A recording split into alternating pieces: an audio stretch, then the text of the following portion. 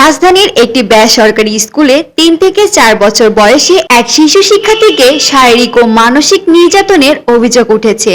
ঘটনার সিসি ক্যামেরার ভিডিও সামাজিক যোগাযোগ মাধ্যমে ভাইরাল হওয়ার পর দেশ জুড়ে ব্যাপক ক্ষোভ ও প্রতিক্রিয়া সৃষ্টি হয়েছে।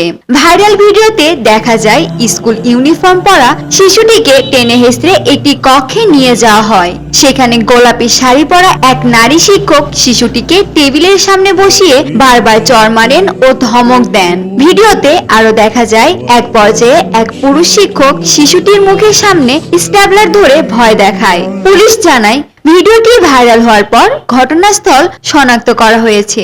এটি নয়াপল্টন এলাকার শারমিন একাডেমি নামের একটি শিক্ষা প্রতিষ্ঠানে ঘটে।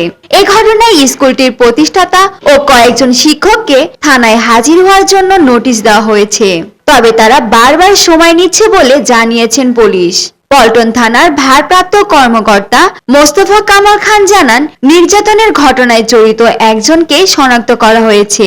তিনি প্রতিষ্ঠানটির পরিচালক শারমিন আক্তার। তবে এখন পর্যন্ত কাউকে গ্রেপ্তার বা আটক করা হয়নি। রুমানা আমিন, চ্যানেল 10।